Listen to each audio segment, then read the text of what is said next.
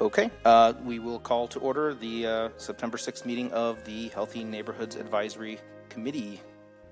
I guess the first thing up is need a motion to approve the meeting minutes from the last meeting. So moved. Second. Second. All those in favor? Aye. Aye. Opposed? Aye. All right, meeting minutes are approved. Do we have any public appearances for non-agenda items? No. See anyone? Okay, so we'll just head right on into the agenda items. There are 3 of them tonight, and I'll ask for a little bit of bear with me because I'm going to kind of lead a little bit on some of these agenda items because they're things that I've been thinking of for a while, and also items that I've been discussing both with staff and with the mayor. So we'll have plenty of time to discuss each of the items as well. So, all right, agenda item A, discuss the planning of future meetings. So this is going to be a little bit, it's kind of split into 2 different sections. I guess the first is planning itself and the structure of meetings. So one of the things that I've noticed over the last 11 months of being the chair of the meeting and being a part of the committee has been that we sort of lack a little bit of structure or regular scheduling of our meetings. They're sort of all as needed. And up until now, I think that's been fine, but as we're moving through the close of the year and into the new year, as the Healthy Neighborhoods Initiative kind of takes on a little bit different structure as we move kind of beyond the pilot program status, I think it would be incredibly useful for the committee to be a bit more structured as far as how we schedule, to have a regular functional schedule that'll provide the committee members with a little bit better idea of when meetings are going to be happening so they can plan out their year. It'll certainly help out staff to be able to understand, when meetings are going to be happening and what's expected of them. So I'm just going to give a quick vision of what I see as a well-balanced schedule, and then we can obviously discuss it and chat about it. But so when I discussed with staff, was it 2 weeks ago? 2 weeks ago. Last week. Sorry. It all runs together. So we have 8 meetings budgeted annually. So if we want to spread those out evenly, I think we could have going throughout the years. So a meeting in January to kick off the year, 2 during the spring, during the grant application process and the discussion around that. Maybe 1 meeting mid-year for a check-in on anything that needs to be addressed. 2 more meetings in the fall to close out the year, doing some info gathering and pre-planning ahead of the next year. And that gives us 6 meetings. So we still technically have the option to add 2 additional meetings on an ad hoc basis if we somehow need those meetings. I think it also gives a little bit more freedom to for folks during the middle part of the year, during the summer months, so we're not wondering on any given month if we're going to have a meeting in the middle of when we might be taking a vacation for the summer with family or something like that. So that's my vision. I'm certainly open to anybody else who wants to comment on that or offer an opinion. I'm kind of curious about the plan for the committee moving forward, because I feel like if we were interested in having some more initiatives or more programs, then it might make sense to plan more meetings or more frequent meetings. Maybe plan to have all 8 of them. For example, like the language access program or, something else. So I'm wondering if that is a factor in the decision or if it just makes sense to kind of plan out all 8 right away.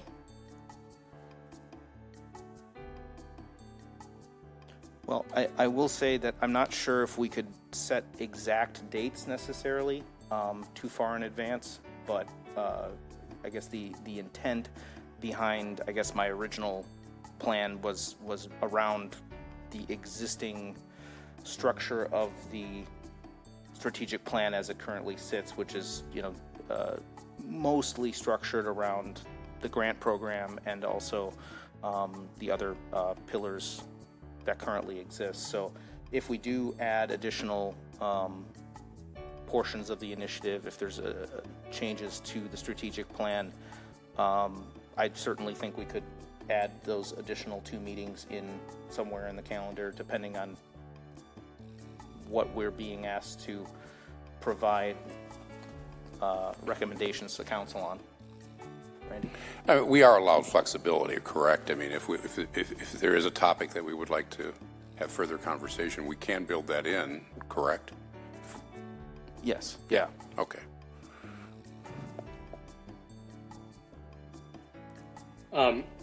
If I can comment, yeah, I think more structure or more, structure with the meeting times and when they're set would be helpful for me and my schedule, and for all of us probably, so we know ahead of time and can make arrangements.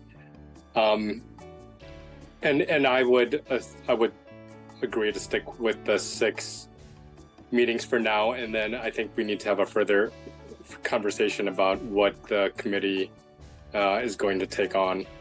I think that's a worthwhile conversation.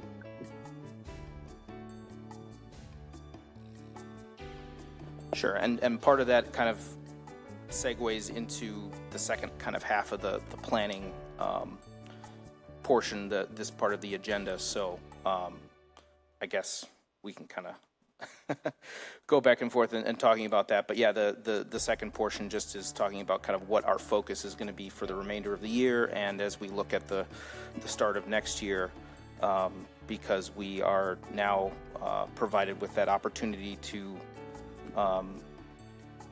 give some recommendations and guidance to work with staff and talk with them about how we can update the strategic plan, what that looks like, and what information and stuff that we might need. So is there anybody else who had any comments about just the general idea of having a more structured meeting schedule? I have one other question. Sure. So surrounding the maximum of 8 per year, I think that was based on budgets. I'm wondering if that takes into consideration, and well, my assumption is no, that is not taking into consideration that, for example, in this meeting, we're missing some folks, so that maybe saves the committee some money, as well as I don't think that everybody here was maybe being paid. Like, I think that some people waived that. So I'm thinking that it might also be interesting to consider if there might be budget to have more meetings, considering the attendance rates of past meetings. Does that make sense? That one might be a one that staff can address. So yes, you are budgeted for the 8 meetings. I would need to work with the finance department to see if we can shift those funds around. Clearly, for this budget year, there should be some extra funds. At the beginning of the year, everything in the past is erased and we start back over new on January 1. So does that kind of make sense? So I will check to see if it would be possible. Well, staff you're fine for this year, for 23, because we haven't had, even if you do 3 more meetings this year, you still won't reach the 8 meetings. And then the correct answer here is the funds do not roll over into the following year. So if there was poor attendance and some extra funds next year, we could talk with the finance department to see if we could have more than 8 meetings. Does that kind of make sense?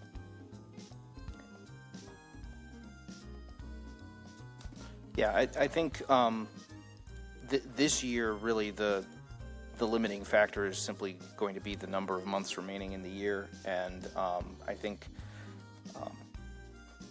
this is just me, but pretty much any time after Thanksgiving is really difficult for me to schedule time in to attend things because I have lots of family things and lots of other stuff going on. So, my preference would be to have whatever number of meetings that we're going to schedule happen sometime between now and that Thanksgiving holiday. So that doesn't leave us a ton of months, but I think we could do 3 meetings if needed. But yeah, moving into future years, I mean, if we as a committee work through and are able to decide on some additional tasks and agenda items that we want to regularly address, we certainly could add up to those 8. I don't know if we would necessarily need more than 8, because that puts us meeting all but maybe 1 or 2 months out of the year, which seems like a lot to me.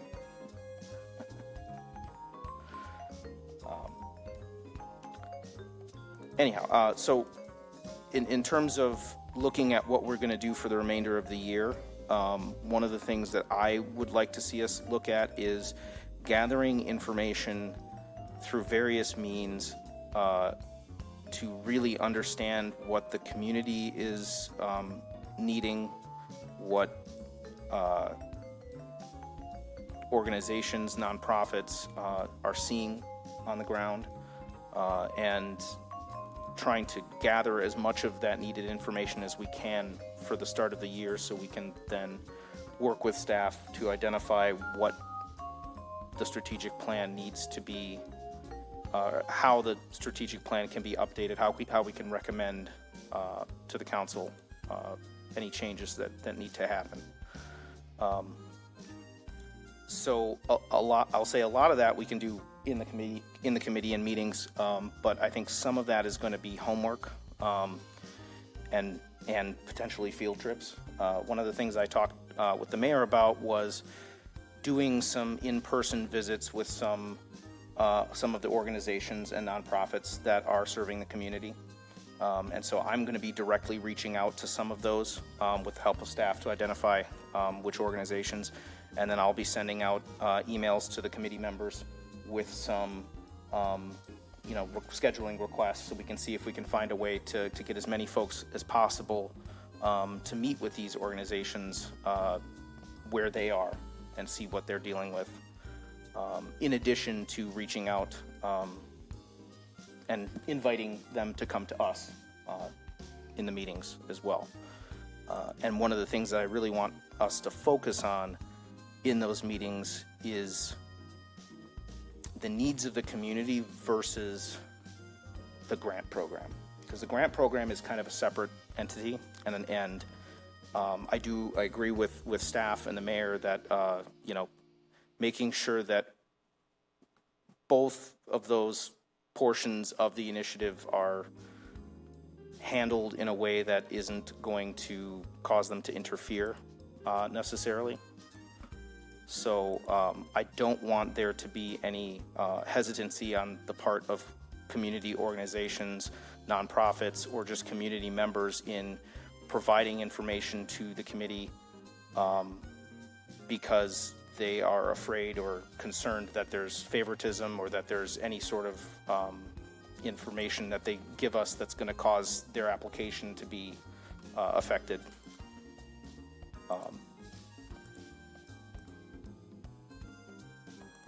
Thoughts? I don't know if I mangled that. That's something I've been thinking of for a while.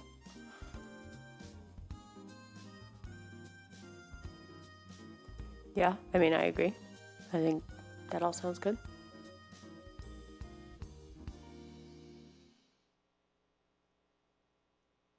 So just a point of clarification then, these visits and conversations would be with folks we've worked with or who've been grant recipients in the past, but also folks who haven't been?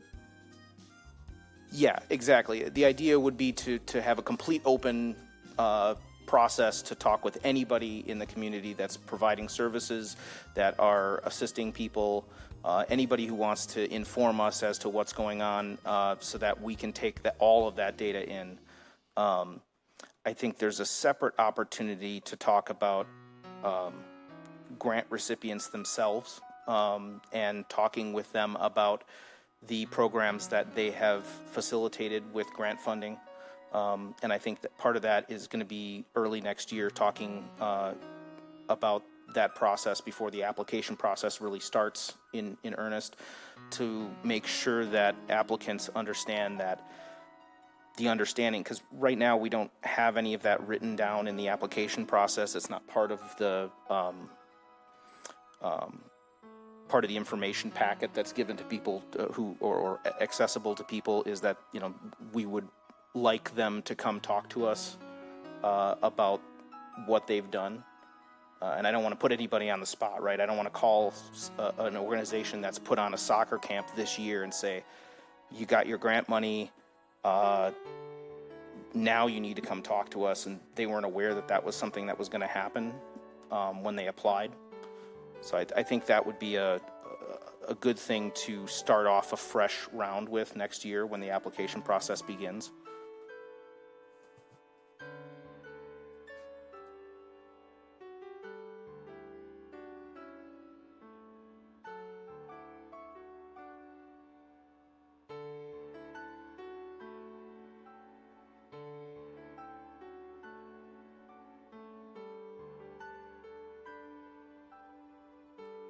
Okay, any other thoughts about the first agenda item, planning and future meetings?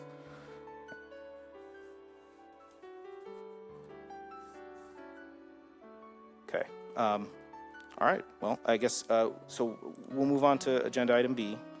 And I guess before we do that, if you have any thoughts after the meeting, whatever, about that process, or clarification about what it is that we should be looking at for the remainder of the year, just, yeah, you can contact me or whatever, and we can talk about it. Anyway, agenda B. So we're going to discuss the process to update the Healthy Neighborhoods Initiative strategic plan. Okay, so we'll be moving on to item B, and staff can just offer some suggestions for you all. The mayor is a strong supporter of updating the H&I strategic plan, and staff is here to support you, and I'm certainly available to offer some guidance. What I might suggest is taking a look, as Ryan mentioned, to look at the types of data that we might want to collect, and questions that we might want to answer, and that can kind of feed into the first part of the strategic plan. What you might want to do is, assign maybe different portions to different committee members, different portions of the strategic plan, to see if there needs to be some updates. Certainly, staff can point out we need an update when it comes to adding Southdale. But from my perspective, and I think if you will bear with me, right now, and if Scott will let me to just grab my screen for you all. Right now, the meat of this document are the action items, right? And they're arranged under 3 different headings: promotion, people, and places. So one way to approach this, given our challenges of time as a committee, is to go into these action items, promotion, people, and places, And under each one of those action items, of course, there's 5 or 6 items. So we've been working as a city towards some of these action items. Some of them might need to be updated. There might be a different direction you all might want to go. So one approach here, and I think this could work, is to dig into these 16 action items and see if something needs to be removed, something needs to be updated, something needs to be added here. So, any questions about that?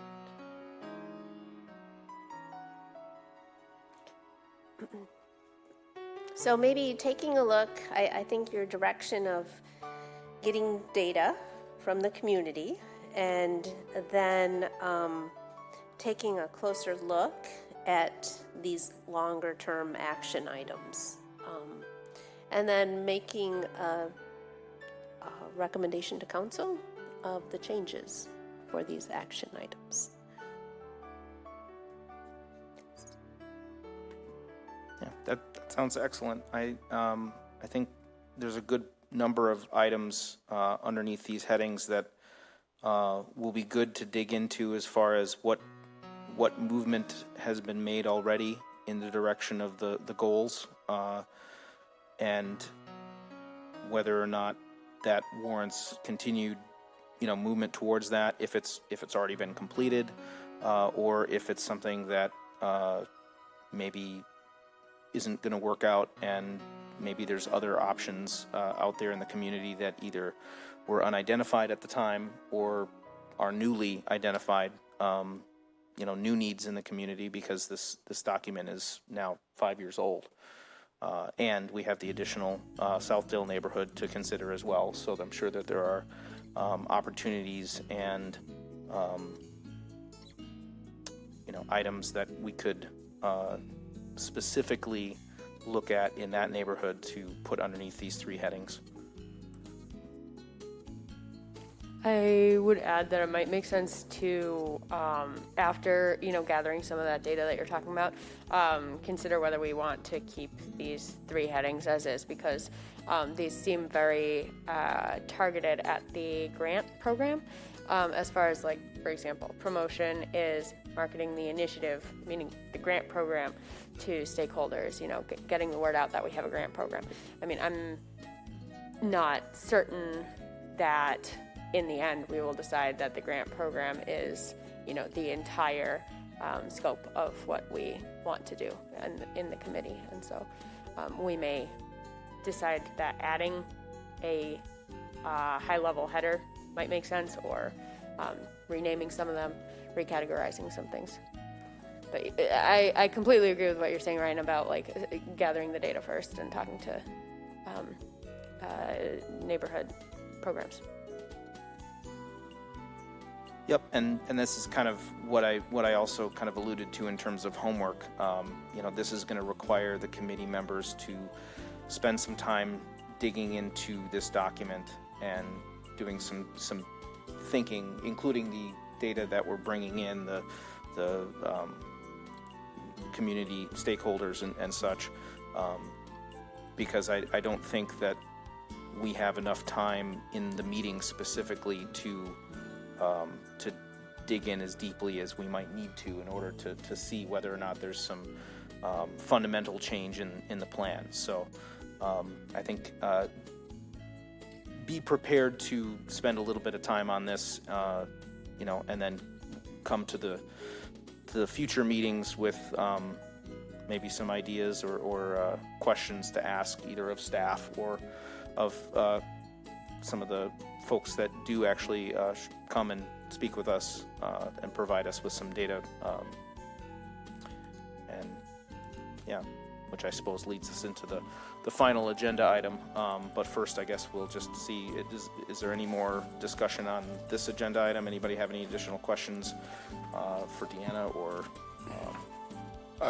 One question. Sure. What kind of timeline are you working on, or would you like this to be completed, I guess? Well, I think the goal was to gather the information and start looking at changes starting the beginning of this next year. I'm not entirely certain if there are other external factors that would mean that we would either need to move faster or we would have additional time. Okay. I wasn't sure if the mayor had a specific timeline or, June. Just asking the question. Sure. Yeah. Yeah. I didn't we didn't identify any specific timeline in our discussion about when to have it done, other than that it seemed like a good idea to spend the rest of the year gathering that data and formulating some, maybe some recommended changes for the start of the year. Very good. Thank you.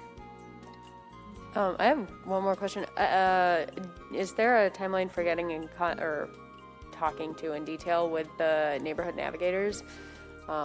They would seem to be a really great resource for us understanding the needs of the neighborhood. If that's okay with you, Ryan, I can take that one. So I think we could certainly ask Carmen, our neighborhood navigator, to come to our next meeting. I think it would be helpful if you all could provide Carmen and staff a little some kinds of information or questions that you would like us to focus on. Our second neighborhood navigator has already retired. Well, she didn't. She went to university, so she's already she's no longer with us. She has stepped down from the position already. So, but I'm happy to ask Carmen to come in, and it would be helpful to us if there's some specific information that you're looking for.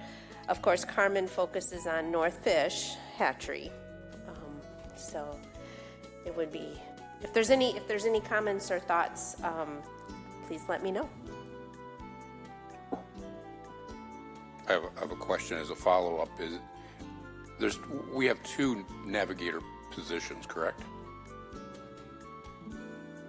We do. And the second position will be filled, I'm guessing. And they're both, and the funding on it, it's from Dane County still, correct? Yes, the funding is for Dane County, and it's specifically through the Early Childhood Zone program. And so the Early Childhood Zone focuses on Leopold Elementary and therefore North Fish Hatchery, priority neighborhood. And staff is still evaluating with Dane County if it makes sense to just hire right now or wait until we roll into the next grant cycle. We're not, of course, the county budget hasn't been finalized yet, so there's no guarantee at this particular point that we will have a neighborhood navigator until the county's budget is finalized. So staff is evaluating whether or not to go ahead through another hiring process or just have Carmen fulfill both of the duties. And Dane County's okay if Carmen just takes on more work, if that makes sense. It does make sense. So thank you.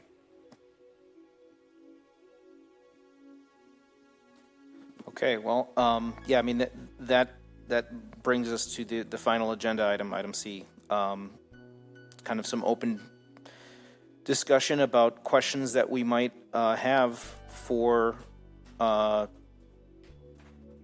folks in the community, nonprofits, the neighborhood navigator,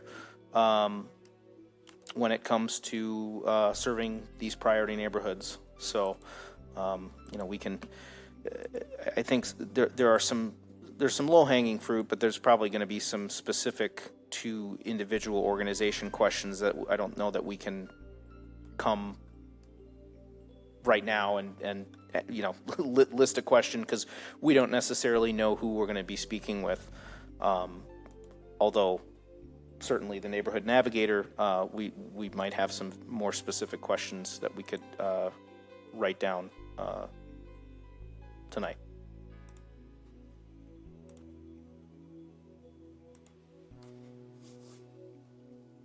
my main question whenever I talk to someone about what they're seeing around the neighborhood is, what kind of challenges are you seeing? People who come to your office or families that you know of, what kind of challenges are you seeing them facing? What kind of agencies or nonprofits are already set up to really assist them in what they're doing or in what the families need? What are those agencies not able to assist with due to either some sort of legal limitation or financial limitation? And then, can you give me a little bit of data to help me understand the scope of how many families we're talking about, what kind of challenges you're seeing? I mean, I think those questions are kind of the basis of what I want to know from anyone.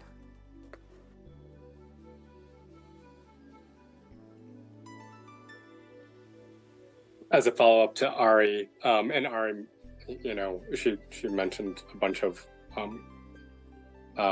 good questions to ask. I think one thing I would want to ask too is what they see are the strengths and deficits of the neighborhood, of the area that they serve.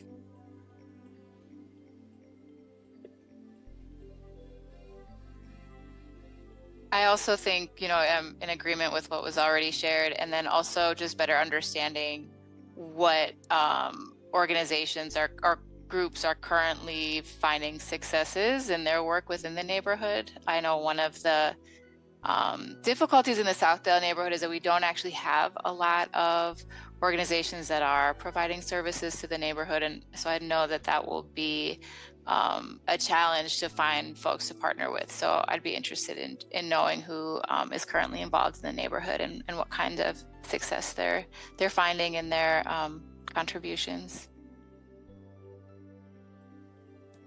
Yeah, I think it's really important that we provide an opportunity for these organizations to highlight their successes and to tell us what they're really making progress with, because I think a lot of times these sorts of discussions get mired down into I don't know, they take on sort of a negative tone sometimes. In terms of focusing solely on all of the bad things that are happening or the bad things that need to be addressed, and spending some time looking at the data about what truly positive transformation that we're seeing in the community and how we can continue to bolster that is going to be an important way to identify even more things that need to stay in the initiative or that maybe need to be added that are being addressed kind of elsewhere, but maybe they could use some additional assistance or attention.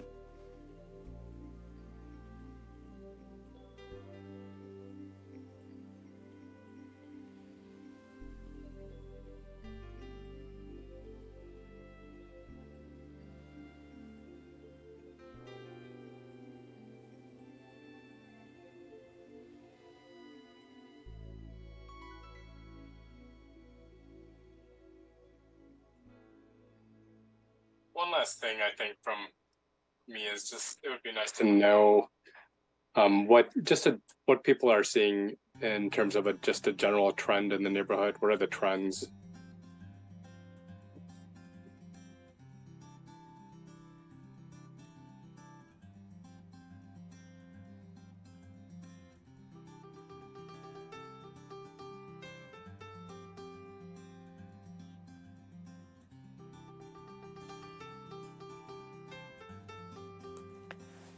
One other comment that I guess I'll make is that when I've had conversations with people, sometimes when I ask the question initially of what are some of the biggest challenges that families are facing, they'll start by listing off things that maybe don't involve the complete and chronic lack of money, just chronic poverty, because it just feels like an overwhelming problem or they don't see it as a solvable problem.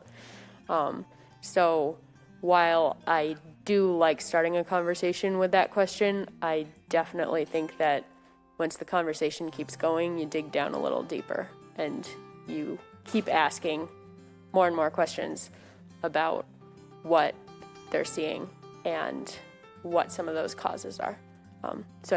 Just kind of an asterisk on my list of questions.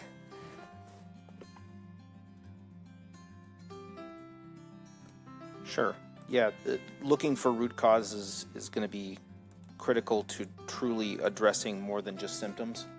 And I think that's another good thing to keep in mind when we're looking for data and looking for information from folks, is to make sure that we're identifying where it's coming from rather than simply addressing whatever the issue may be on its surface, because that has a propensity for sucking us into long-term triage.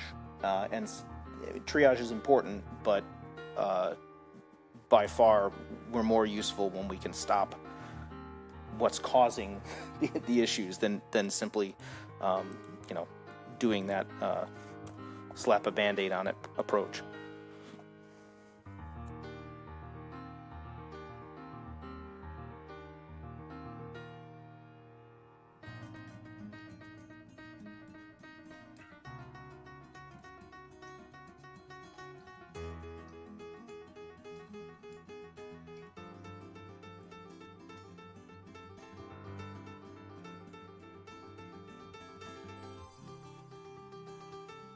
I have a question that's related, but maybe not directly related. And Sure. I'm curious, we can either entertain it now or table it, but I am curious what the process is for determining who to be reaching out to and connecting with in each neighborhood. That's a good question. I am so my plan honestly was to talk to staff to get kind of a rundown list of organizations in the community who are already providing services. Part of that might include prior and existing grant applicants and recipients. Again, not asking them from the standpoint of being a part of the grant program, but just knowing that they're organizations that are providing services in the community. And obviously, well, maybe not obviously, and also the committee members, all of us are part of these communities, right? And so we all see organizations and people providing services, providing help. So I very much encourage all of you to make recommendations of those organizations. Particularly, I mean, Southdale is new to Fitchburg, right?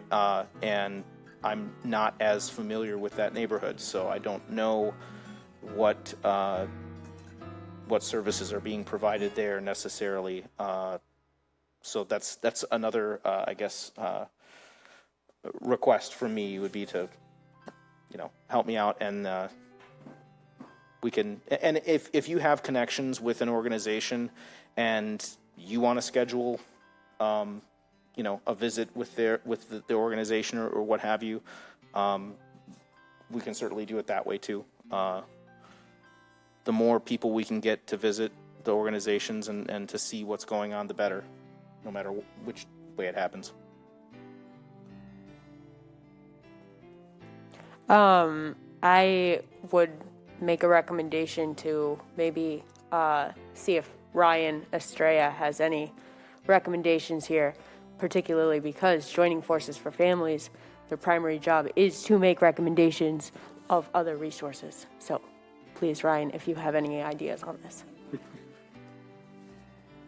Well, so for those of you who don't know, I do work for Joining Forces for Families as my day job. And when I'm here, obviously I'm not representing Joining Forces for Families, but I would suggest starting with, there is a Joining Forces for Families social worker in pretty much all of the neighborhoods that we serve. And I would start with talking to them and who they're connected with and, what they're seeing. I just from my work, I imagine that we all kind of see the same thing, but it'd be interesting to hear from their perspective. So, I could give kind of examples of what I'm seeing, but it might not be exactly what other folks are seeing in their neighborhood. So it would just be good to connect with each GFF social worker individually. But yeah, I think I would start with them. Each neighborhood is different. Each neighborhood has their own kind of resources, and I'm not familiar with each individual neighborhood. So I would start with the social worker from Joining Forces for Families in all those neighborhoods.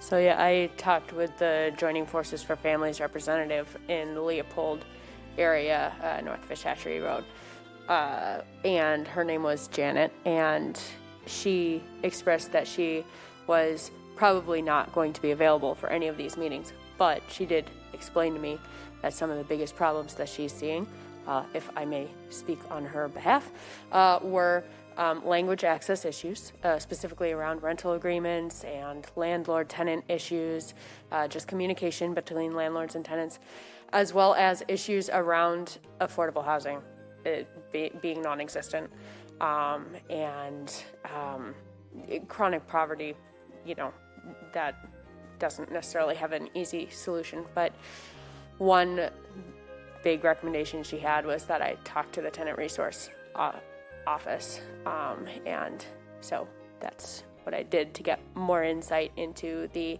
issues that tenants here in Fitchburg were having with their landlords.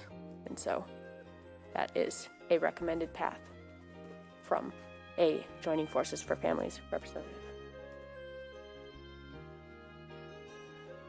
It's very good information to have. It's precisely those leads and information that are going to give us the data that we need to look at the existing framework and make some recommendations to council about things that will help these neighborhoods meet these pillars and these goals.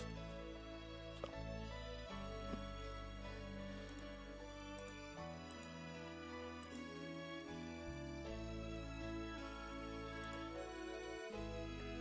Any other general questions or thoughts of things that we may want to ask of folks that we are able to contact or visit or have come to us?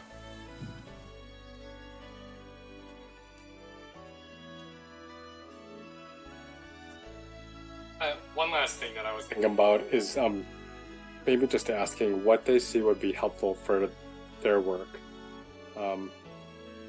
or in the community. What would be helpful, I guess, for the families that they're working with.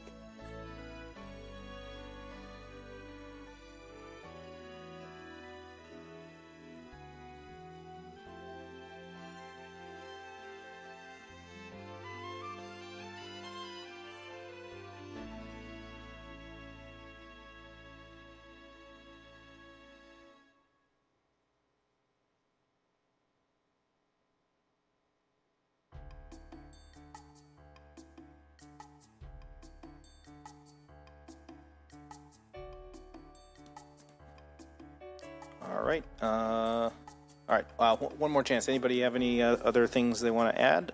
If not, we can move on. Nope. All right. Looks like we're moving to report from department. Any report? Yes, if I could have just a few moments, I'd like to give you an update on the hub. The hub is moving forward. There were some easement issues. Those have been resolved. We are moving towards construction documents later this year, and then we hope that once those construction documents are completed, we can bid out the project, and our goal is to start construction next spring in 24, and hopefully opening the following year in the spring of 25. So that's just a short update. If there's any questions, I'll try to field them.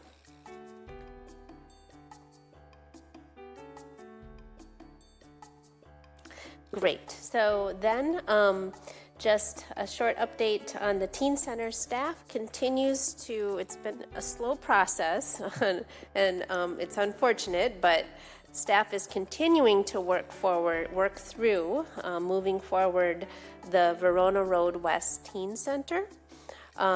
We've had a couple of different meetings with let me step back. We received last spring one proposal for our request for proposals, and we have continued to be working with the administration and the mayor and the proposer to move forward with a study, with a plan for this feasibility study. We're getting very close, and I'm hoping to finalize a contract in about a month to move forward with the feasibility study for the teen center. And then I've also asked Kaylee, our intern, to hop on this evening because she's been doing some wonderful work on the teen center. It's not ready to go quite live yet. Her report, she's put together an asset map, and I have asked her to hop on tonight and just give us a short brief on what she's been working on. So I'll pass it over to you, Kaylee. Hi everyone.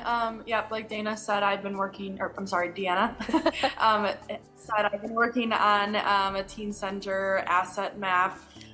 So essentially I've just kind of been taking stock of teen resources within Fitchburg and the surrounding Dane County area, just to kind of see what is out there.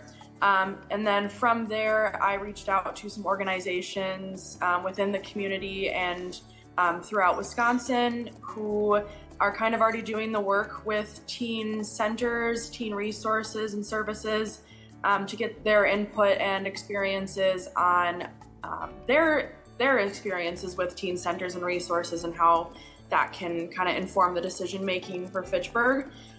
So the people I spoke with are representatives from Verona School District, Stoughton Area Youth Center, Spark Teen Center in Ashland County, Wisconsin, Latino Workforce Development, Madison School District, and Community Recreation, and then the Boys and Girls Club in the Allied neighborhood. So kind of high level, from here, I identified 4 themes throughout those conversations regarding the teen center. And those include transportation, funding, identified mission and culture, and connections and partnerships. And then from there, 4 key findings were made from their feedback. And that includes long-term funding and operations, so having a funding model that is sustainable so our operations can stay consistent. Staffing, hiring a permanent full-time city employee or several employees to be the leadership for the center and take responsibility for the staffing, finding additional grant funding, and having programming consistency for the teens. The third one is accessibility, so addressing transportation challenges from the get-go, especially due to the tentative location of the center in Verona Road West being not as accessible to the other priority neighborhoods. So being sure that both disconnected and connected youth are being served. And then the fourth one being equity, so making sure that there's a level of access for teens in all priority neighborhoods and that the programming fits the needs of all backgrounds within those neighborhoods. So from this discovery process we were able to determine that there is a need for a greater breadth of services for teens in Fitchburg, and we were able to get feedback from organizations within Fitchburg and outside that are already doing the work and kind of know how this works. So hopefully that can kind of help better inform the development process of the teen center. And I think a lot of these organizations, especially within Fitchburg, would be very happy to have conversations with you as you do your own conversations with them. I'd be happy to kind of pass them over to you as well. Thank you very much, Kaylee. Good work. And I'll just follow up. As I mentioned, we're not quite ready to go live with her final report, but Kaylee is going to be heading off to school next month too, and I just wanted to give you all a chance to at least Zoom meet Kaylee, and she can give you an introduction to her work. So hopefully by the time in the next couple of weeks, we should get things wrapped up for a final report for you. Excellent. Thank you very much. I have to say I very much appreciated the annual report rundown that you did earlier in the year. It was very helpful for us, I think for us all, to be able to see that information. So, and this new report, I look forward to. The Verona Road West Teen Center is something that's important to me because it's close to the district that I live in personally.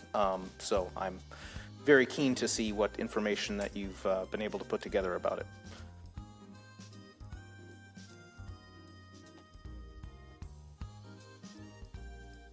I would like to second Ryan and to say thank you, Kaylee, and congratulations to you, and good luck.